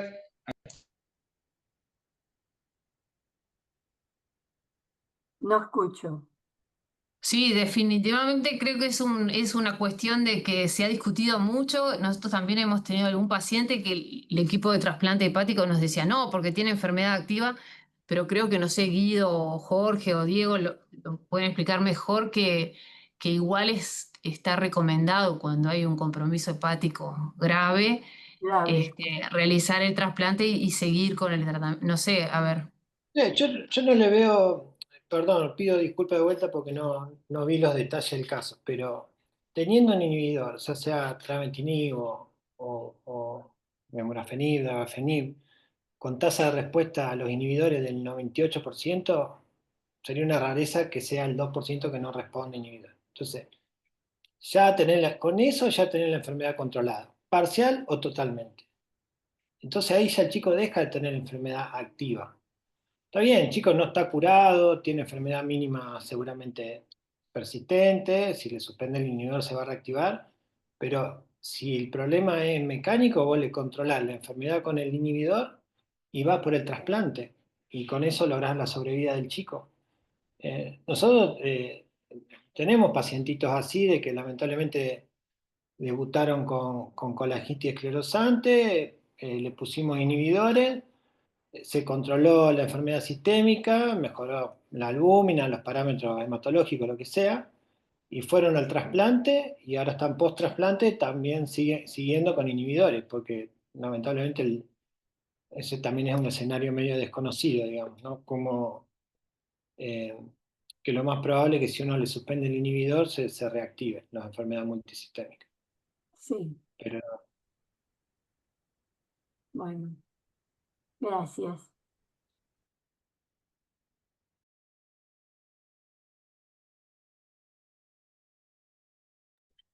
Solo por aclarar que con lo que decía Guido, ¿no? De si la esclerosis, la colangitis esclerosante estaba asociado más a la mutación de BRAF o no, me he ido a los datos porque ya tampoco me acordaba. Y no, la frecuencia en BRAF mutados y no BRAF mutados es exactamente la misma, un 3%. gracias, Vicente. Tenía ganas de No, defender tu posición, Vicente. Yo creo que realmente la indicación de trasplante, si la tiene o no, no es nuestra, es del grupo de patología y de cómo está su función. Lo único que nosotros podemos hacer es intentar controlar la enfermedad, pero que parece que ese hígado, aunque no haya enfermedad, muchas veces sigue la vía de la inflamación crónica y fibrosis. Entonces, por mucho que tú intentes controlar esa enfermedad hepática, va a seguir en ese camino. Y además es que tenéis una biopsia que es CD1 negativa, lo cual es que me llama mucho la atención. Y lo que decía Cincinnati de que puede ser CD1A negativo, no estoy tan de acuerdo en eso, la verdad. No, que se Eh, da, perdón, dale. no, sigue, Jorge, perdón. Perdóname que te interrumpa. Sí, está descrito como que hay muchos casos, que hay casos donde CD1A es negativo, que no O hay. sea, puede ser, pero no entonces no tendría por qué ser las No, células de Langerhans patológicas. Podrían ser histocitos que son del propio hígado. sí, Sí, sí. Sí, o pero quizás CD1, esos fenómenos inflamatorios mismo en la neurodegenerativa creo que también se da así, digamos, que a veces en la enfermedad neurodegenerativa no se detectan células CD1A, como Efectivamente, en la sí, microglía. porque son pasa lo células mismo que con el distintas. cerebro. Si uno le hace Igual, el exactamente BRAF, igual. a veces se detecta, digamos, ¿no? Mm, Pasa lo No sé, mismo que con el cerebro. totalmente. Y quería comentar algo, la importancia del tratamiento target o otros tratamientos, pero sobre todo el tratamiento target te sirve para que el el paciente sea trasplantable. O sea, controlar la parte hematológica, la parte pulmonar y ponerlo en condiciones de trasplante, aunque no responda a la parte hepática, porque la parte hepática, la parte inflamatoria, lo que le queda, la parte inflamatoria puede responder, pero no la parte fibrótica. O sea que sirve para ponerlo en condiciones al paciente de un trasplante. El tratamiento, de ahí el rol nuestro, el rol hemato-oncológico. Y con respecto lo que comentaba, con respecto a qué pasa después del trasplante, bueno, hemos tenido casos de rechazos, no sé si Guido ha tenido rechazos, que ha habido que retrasplantar, hemos tenido alguna inmunodeficiencia y raramente se describe alguno que otro caso de reactivación de la istio. No sé, los casos post 2015, Guido, ¿qué te pasó? Yo tuve algunos rechazos, pero fueron personales, no sé si esos valen. No, no, sinceramente los pacientes trasplantados tuvimos en realidad dos pacientes. Uno se trasplantó y está con buen seguimiento, no tuvo rechazo. Y contaba este pacientito de hace 2 años que hizo Bemurafenib previo al trasplante y estando con Bemurafenib controló la enfermedad sistémica, mejoró los parámetros inflamatorios, eh, pero siguió empeorando la función hepática, con lo cual se decidió el trasplante y ahora está con Bemurafenib, con buena evolución post-trasplante y está, bueno, enfermedad no activa con buen seguimiento hepatológico, digamos. Me parece que también ha cambiado mucho, Jorge, me imagino yo, el sostén del trasplante, Sí, previo y completamente. post, digamos, ¿no? Sí, y además volvemos a otra cosa. digamos, ustedes ahora tienen argumentos más pesados, tienen el tratamiento target y los hepatólogos y los trasplantólogos conocen más de esta enfermedad y el trasplante se realiza de manera más precoz y cambian el score porque tiene un score especial para darle viabilidad, digamos, más rápida al trasplante de los pacientes estos. Se conoce más y hay más sostén, como vos decís. Sí, sí, bueno, ha habido de todo también, pero sí, es cierto que cuando uno le explica, por lo menos lo que nos pasó a nosotros, que cuando uno le explica al trasplantólogo que la enfermedad va a estar controlada con la medicación, ahí como que acceden, digamos. No, no. Sí, pero digamos, no sé si cambió, pero ellos recién em, trasplantan cuando hay signos claros de hipertensión portal o comienza a haber Sí, signos de insuficiencia hepática, que para mí yo no sí, sé si es un poco tarde, ¿no? sí, yo la verdad que no manejo bien los criterios de trasplante hepático, pero sí, por supuesto que ellos también se basan en esos criterios porque entienden, o el fundamento de ellos es que el trasplante hepático de por sí es como otra enfermedad más que uno le pone al paciente, digamos. Entonces hay que evaluar bien. Pero en eso también hace creo que 2 años, quizá un poquito más, hay un grupo norteamericano presentó la sobrevida de trasplante hepático por colangitis esclerosante en histiocytosis y creo que a 3 años la sobrevida era del 80% aproximadamente, o sea, como muy buena, digamos, ¿no? Después le va sucediendo cosas relacionadas al trasplante, lógico, digamos. Hay que ver qué pacientes eran, pero la reactivación en el injerto hepático, la reactivación por histiocytosis, creo que era 1 o 3%, una Sí, cosa muy raro, muy baja. No muy raro. imposible, pero baja.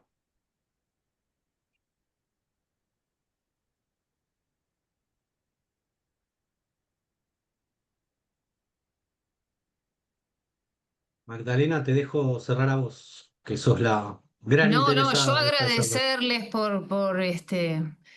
por sus opiniones que son muy importantes Magdalena, para guiar. Sí, Magdalena, Para que ya siguen que las opiniones. una cosita, Magdalena, ya que tenés el paciente, sí. fíjate si en algún momento podés estudiar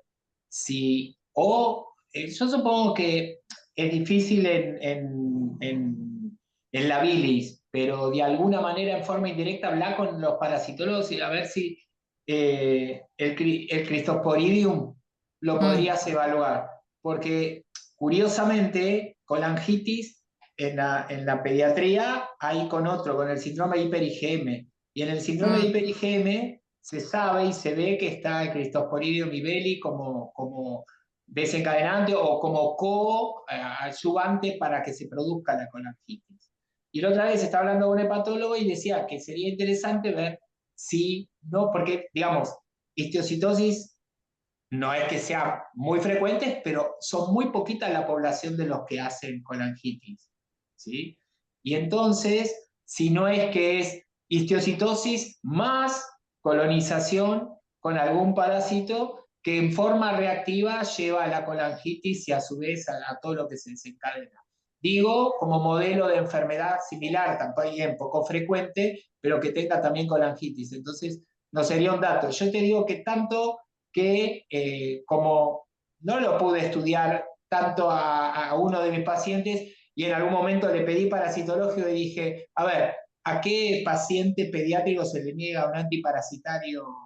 mm, Y justo sí. tenía parásitos de, digamos, los convencionales, porque tenía Oxius también, y dije, bueno, le doy. Y no es por nada, pero yo te digo que la gama GT le empezó a bajar. O sea, son esas cosas que a veces yo digo, cosas magníficas, por las dudas buscale y fíjate.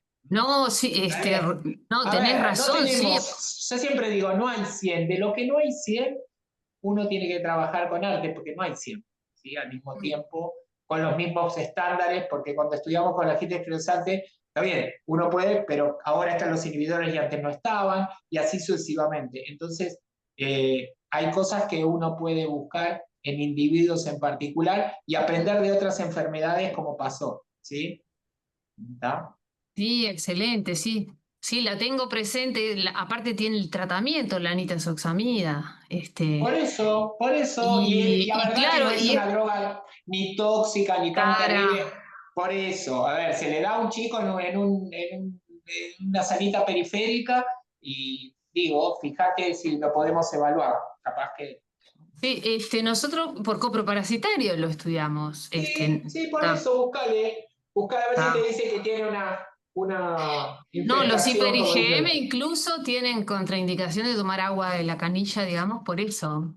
Claro, podríamos incluso hasta sugerirle eso, tener más cuidado con el Ajá. agua que toma y eso. Pero buscale, así ya que está, uno intenta ser un poco más riguroso, pero búscaselo. Pero Perfecto. ahí sería interesante en el momento del diagnóstico de la colangitis, ahí hacer el estudio parasitológico también. Tiene que yo Sí. Porque a lo mejor tuerce la evolución si le Mm, damos. mm.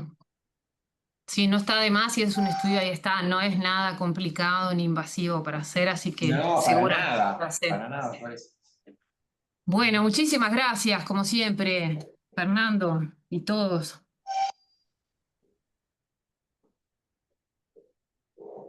Un gusto.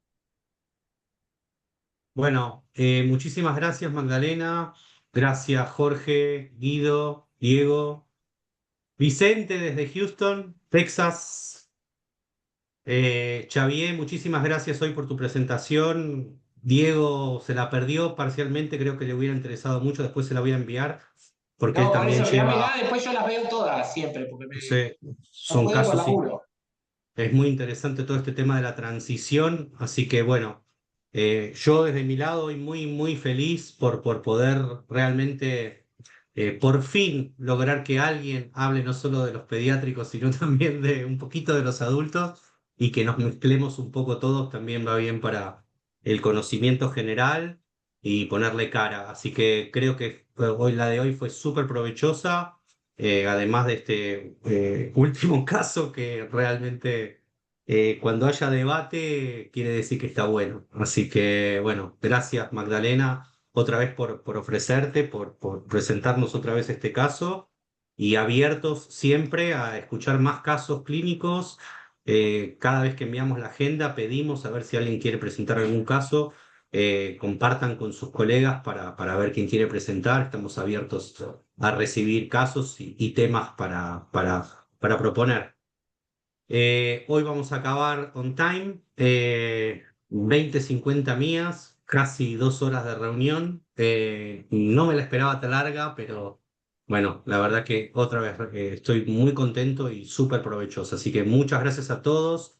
También agradecerle a Verónica Paván, que antes la mencionamos, que ahora está conectada y que sé que va a aparecer en la publicación de Catalina Lava y otra vez darle la importancia que se merece a los dentistas y a todo el control bucal, que bueno, que en Argentina se hace mucho gracias a todos los que están presentes en esta reunión y que le dan mucha importancia a eso y que bueno, casualidades de la vida, yo tengo también muchos parientes que son todos dentistas, así que a los que también voy de a poquito infectando con todo esto. Así que gracias a todos, un abrazo muy grande, otra vez gracias Xavier, gracias Jorge, gracias Magdalena, gracias a todos por colaborar y por participar en esto. Gracias.